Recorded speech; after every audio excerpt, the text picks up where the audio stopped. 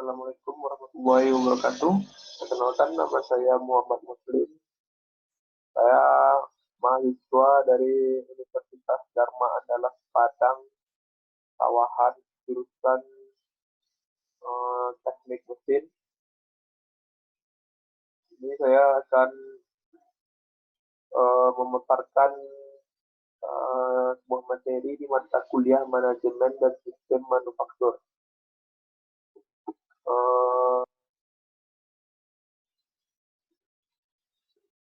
Materi ini tentang pabrik.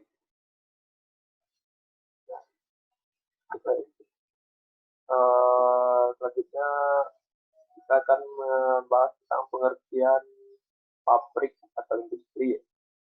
Pabrik adalah setiap tempat di mana faktor-faktor manusia, mesin dan peralatan material, energi, modal, informasi, sumber daya alam, dan lain-lain dikelola secara bersama dalam suatu sistem produksi guna menghasilkan suatu produk secara efektif, efisien, dan aman. Pabrik pada dasarnya merupakan salah satu jenis industri yang terutama akan menghasilkan produk jadi, seperti halnya yang dijumpai pada industri manufaktur. Jadi pabrik itu menciptakan sebuah produk yang efektif. Selanjutnya yaitu kita bahas klasifikasi industri atau pabrik berdasarkan aktivitas yang dilaksanakan. Yaitu industri penghasil bahan baku, primary raw material, industri aktivitas produksinya mengolah sumber daya alam guna menghasilkan bahan baku atau bahan tambahan lainnya yang dibutuhkan oleh industri lain, atau industri penghasil produk atau jasa. Industri tipe ini dikenal juga sebagai ekstraktif atau primary industry. Industri pengolahan besi, industri perminyakan, dan lain-lain. Itu industri penghasil bahan baku itu seperti industri penghasil besi, industri perminyakan, dan lain-lain. Selanjutnya industri manufaktur atau manufacturing industry. Aktivitas produksinya memproses bahan baku menjadi produk setengah jadi atau semi-finished good, ataupun produk jadi atau finished good, produk industri permesinan, industri mobil, dan lain-lain. Selanjutnya klasifikasi industri berdasarkan aktivitas yang dilaksanakan, yaitu pertama industri penyalur atau distributor industri. Aktivitasnya melaksanakan pelayanan jasa industri, baik untuk bahan baku maupun finished good produk untuk didistribusikan ke konsumen lain, distributor obat-obatan. Jadi industri itu tidak selalu dikatakan, jadi dia ada yang distributor. Selanjutnya industri pelayanan jasa, yaitu atau service industri. Aktivitasnya bergerak dalam bidang pelayanan atau jasa, baik untuk melayani dan menunjang aktivitas industri yang lain maupun langsung memberikan pelayanan jasa kepada konsumen, bank, jasa angkutan, rumah sakit, dan lain-lain. Jadi industri itu juga ada yang service atau maintenance. Selanjutnya klasifikasi industri berdasarkan output yang dihasilkan. Ada producer goods. Yang pertama itu producer goods industry. Itu industri yang outputnya akan digunakan untuk proses produksi di industri yang lain, industri baja. Kedua yaitu consumer goods industry. Itu industri yang outputnya langsung digunakan oleh konsumen atau perorangan. Itu industri minuman. Selanjutnya klasifikasi proses industri manufaktur. Yang pertama continuous process industry. Industri yang proses produksinya berlangsung terus-menerus tanpa henti. Bila dihentikan akan menimbulkan kerugian. Material in process menjadi tidak terpakai, kemudian kerusakan pada sistem dan peralatan. Selanjutnya, hal tersebut umumnya merupakan konsekuensi logis atau tuntutan dari karakteristik raw material atau produk akhir, misalnya karena bersifat cair dan panas, berbahaya, dan lain-lain. Industri yang menggunakan proses ini adalah primary raw material industri, karena industri tersebut aktivitasnya adalah eksplorasi sumber daya alam. Selanjutnya, klasifikasi proses industri manufaktur. Yang pertama yaitu repetitive proses industri. Industri yang proses produksinya berlangsung secara berulang-ulang, sehingga umumnya digunakan pada industri yang memiliki skala produksi tinggi dengan sistem produk yang sedikit atau mass production. Proses juga dapat dihentikan tanpa menimbulkan kerugian. Yang kedua yaitu intermittent process industry, yaitu industri yang proses produksinya berlangsung sesuai order yang diterima atau job order, yang bisa dilaksanakan sewaktu-waktu dan pengaturan tata letak fasilitas produksinya berdasarkan aliran proses. Umumnya diterapkan pada industri yang memiliki jumlah produksi sedikit tapi jenis produk yang sangat beragam. Berikutnya itu fasilitas listrik industri manufaktur. Beberapa fasilitas dalam industri manufaktur, itu yang pertama yaitu yang di atas ya, pada seperti ini penyimpangan bahan atau produk. Yang paling tengah ini fasilitas ya. Ini semuanya ini fasilitas. Itu fasilitas yang pertama itu penyimpanan bahan produk. Labor uji ya, labor uji harus ada di sebuah industri manufaktur, karena bahan yang atau produk yang kita buat harus diuji. Yang kedua yaitu workshop atau bengkel, ya di sini tempat produksinya. Yang selanjutnya fasilitas listrik, alat-alat berat, ruang panel, genset. Jadi kalau kita dalam keadaan listrik terputus, kita dapat menggunakan genset, karena suatu pabrik kita perusahaan kalau berhenti bekerja dalam 1 jam itu dapat menyebabkan kerugian yang sangat banyak. Ini kantor adalah tempat mengontrol seluruh bagian di industri tersebut. Pendukung itu lavatory, parkir, taman, kantin, dan olahraga. Ini harus ada ya, parkir, tempat kendaraan karyawan, taman, kantin, tempat makan para karyawan, olahraga, refreshing gitu. Selanjutnya tempat produksi ya, di sini tempat produksi. Ini semua ya, perencanaan untuk pabrik atau industri. Selanjutnya proses perencanaan tata letak fasilitas manufaktur. Itu yang pertama yaitu tentukan define produk yang akan diproduksi. Jadi kita harus tahu produk apa yang akan kita produksi sebelum menentukan tata letak pabrik. Yang kedua yaitu menentukan proses untuk memproduksi produk. Kita harus tahu proses-proses yang harus kita laksanakan dalam membuat produk. Yang kedua menentukan hubungan atau interrelationship antara departemen. Yang ketiga itu menentukan persyaratan ruang untuk seluruh aktivitas. Yang keempat, membuat rencana dengan berbagai alternatif fasilitas. Yang kelima, evaluasi rencana dengan berbagai alternatif fasilitas. Yang keenam, memilih rencana fasilitas yang paling tepat. Jadi kita harus memilih fasilitas yang paling tepat karena dapat menghemat cost. Yang ketiga yaitu yang ketiga yaitu implementasikan rencana fasilitas yang ditetapkan, mengadopsi dan pelihara fasilitas.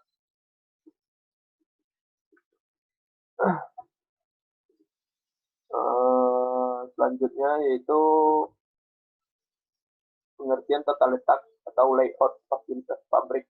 Tata letak fasilitas adalah suatu perencanaan yang terintegrasi dari aliran atau arus komponen-komponen suatu produk, barang, dan atau jasa di dalam sebuah sistem operasi manufaktur dan atau non-manufaktur guna memperoleh interrelasi yang paling efektif dan efisien antara pekerja, bahan, mesin, dan peralatan serta penanganan dan pemindahan bahan barang setengah jadi dari bagian yang satu ke bagian yang lain. Itulah pengertian dari tata letak atau layout fasilitas pabrik. Selanjutnya ini ada bagan atau struktur dari skema perencanaan tata letak fasilitas pabrik. Di sini ada analisis produk, analisis proses, kemudian di sini ada di pasar, analisis pasar, di sini semua mengikuti ya. Analisa macam jumlah mesin dan area yang dibutuhkan. Ini analisa ekonomi yang pertama. Alternatif tata letak layout, tenaga pengaruh macam layout yang ampuh. Selanjutnya ke bawah di sini ada pola aliran material. Material itu harus efisien mungkin. Space area yang tersedia. Jadi pekerja harus rileks dalam bekerja. Selanjutnya struktur organisasi. Kemudian analisis aliran material. Kemudian tata letak mesin dan departemen. Kemudian di sini ada sistem pemindahan material, tata letak fasilitas perkantoran, fasilitas personil, fasilitas penunjang jasa pelayanan lain, tata letak departemen produksi. Kemudian di sini bawah ada luas total pabrik yang diperlukan. Jadi kita harus tahu mungkin pabrik itu dalam kita butuh 1 hektar gitu kan untuk pabrik. Kemudian building atau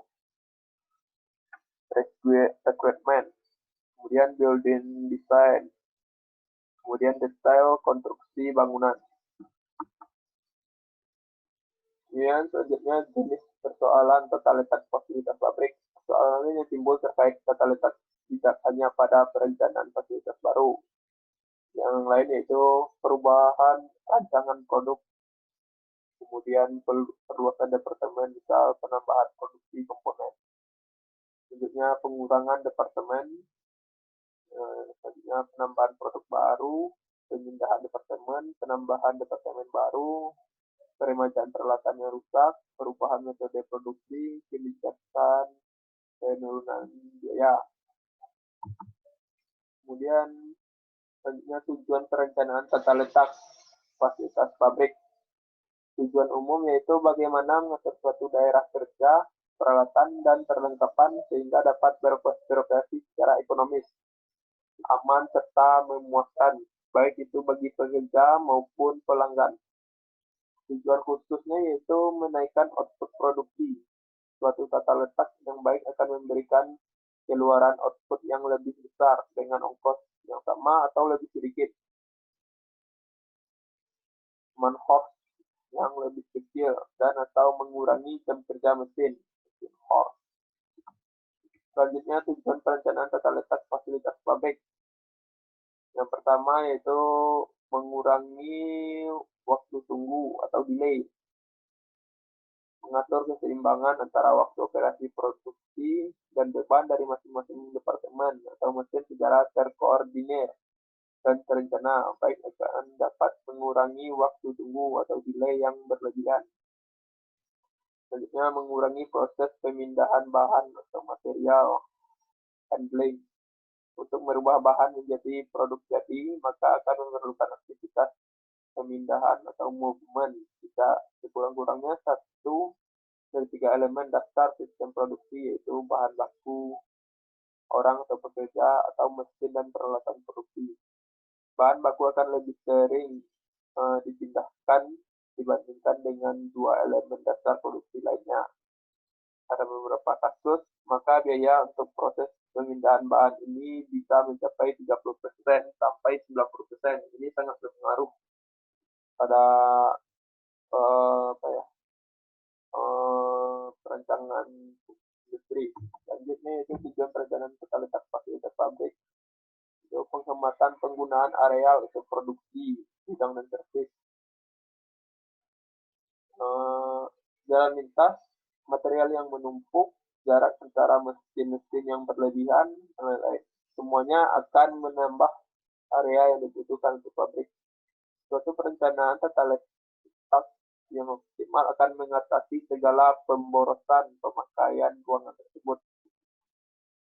Selanjutnya meningkatkan utilitas mesin, tenaga kerja, dan atau fasilitas produk lainnya.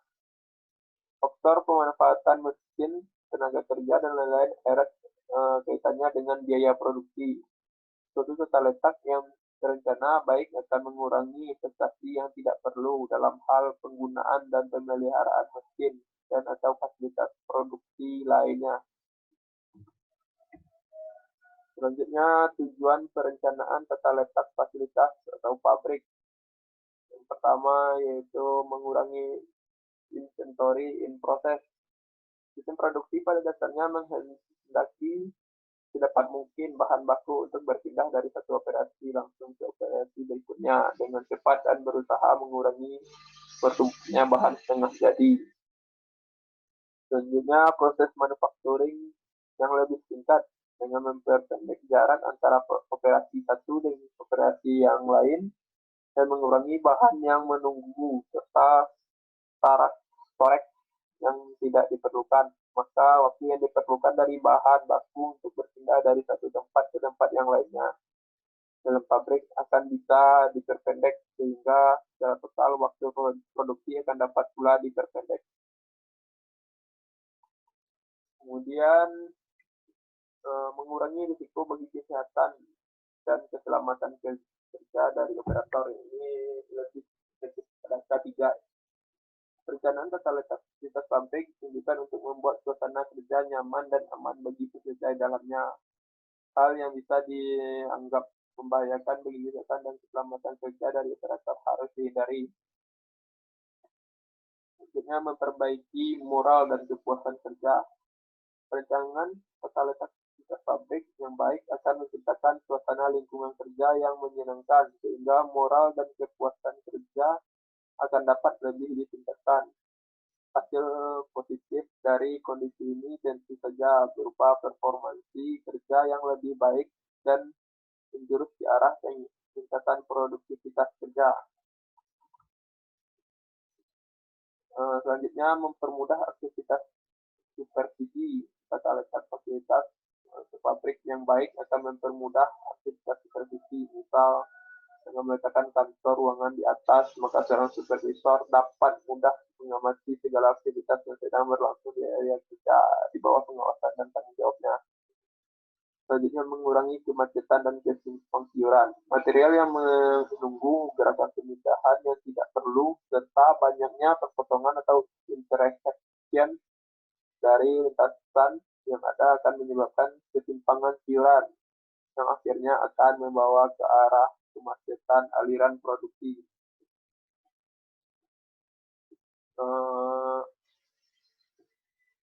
Selanjutnya yaitu pertimbangan dalam perencanaan tata letak fasilitas pabrik. Tata letak yang baik mempertimbangkan yang pertama yaitu peralatan penanganan material, persyaratan ruang dan kapasitasnya, dan lingkungan dan keserasian arsitektik, kemudian kelancaran arus informasi, dan selanjutnya biaya pemindahan, cost of moving antara area kerja yang satu dengan yang lainnya. Kemudian prinsip dasar perencanaan tata letak fasilitas pabrik. Pertama yaitu principle of overall integration. Tata letak yang baik dan benar adalah apabila dapat mengintegrasikan segenap tenaga kerja, bahan, mesin, peralatan, serta perlengkapan lainnya dalam suatu cara tertentu sehingga dapat menghasilkan relasi yang harmonis. Principle of minimum distance movement. Tata letak fasilitas yang baik dan benar adalah apabila pergerakan tenaga kerja, bahan, barang setengah jadi, dan atau barang jadi dari bagian yang satu ke bagian lainnya dengan jarak tempuh yang sependek mungkin. Yang ketiga yaitu principle of workflow. Tata letak yang baik dan benar adalah apabila dapat mengatur sedemikian rupa sehingga memungkinkan pergerakan bahan, barang setengah jadi, dan atau barang jadi di antara bagian-bagian yang satu dengan bagian lainnya, atau stasiun kerja secara cepat dan lancar, serta tanpa halangan yang berarti. Yang keempat yaitu principle of maximum space utilization. Tata letak fasilitas yang baik dan benar adalah apabila segenap ruangan yang ada telah dipergunakan secara efektif dan efisien, baik secara vertikal maupun horizontal. Yang kelima yaitu principle of satisfaction and safety. Tata letak fasilitas yang baik dan benar adalah apabila yang membuat puas dan memberikan rasa aman, tidak menimbulkan kecelakaan bagi para pekerjanya ketika bekerja di lingkungan tempat mereka. Yang keenam yaitu principle of flexibility. Yaitu tata letak fasilitas yang baik dan benar adalah apabila disusun sedemikian rupa sehingga luas terhadap penyesuaian akibat perubahan dalam hal tingkat keluaran yang dihasilkan.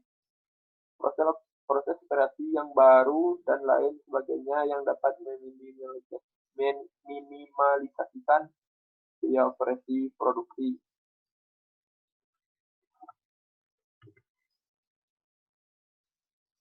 Kemudian selanjutnya yaitu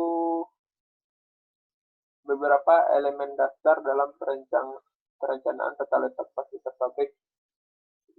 Yaitu pertama kekuatan pemilik modal. Sebagai modal awal untuk pengadaan fasilitas produksi, modal operasi, dan modal untuk kepentingan ekspansi. Yang kedua yaitu perancangan produk. Hal ini akan berkaitan dengan macam-macam dan jumlah mesin serta fasilitas penunjang produksi lainnya. Yang ketiga yaitu perencanaan volume penjualan. Informasi ini akan berguna untuk menentukan jumlah dan kapasitas mesin yang harus disediakan. Yang keempat, pemilihan proses produksi. Hal ini akan berfungsi untuk merencanakan proses produksi yang paling ekonomis berdasarkan produk atau mesin yang akan digunakan. Dan selanjutnya, analisa atau membuat atau membeli. Hal ini terkait dengan efisiensi dan efektivitas proses produksi. Selanjutnya, ukuran pabrik. Hal ini tergantung dari volume produk yang dihasilkan dan modal yang ditanamkan. Selanjutnya itu harga jual produk. Untuk menentukan harapan keuntungan dalam persaingan di pasar dan kualitas produk. Selanjutnya, lokasi pabrik. Sangat dipengaruhi banyak faktor dan juga modal yang ada. Kemudian pemilihan tipe bangunan untuk melindungi segala fasilitas produksi dan semua sumber daya yang ada di dalam pabrik. Selanjutnya kemungkinan perubahan jenis produk yang diproduksi dan pertumbuhan dan perkembangan organisasi pabrik.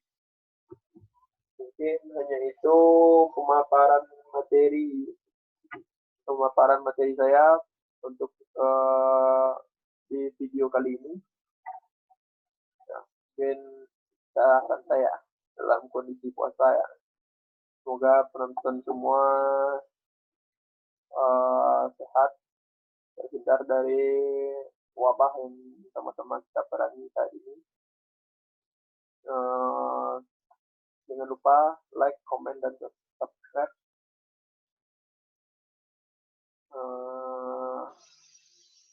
Mungkin cukup sampai di sini. Atas perhatiannya, saya ucapkan terima kasih. Semoga bermanfaat. Assalamualaikum warahmatullahi wabarakatuh.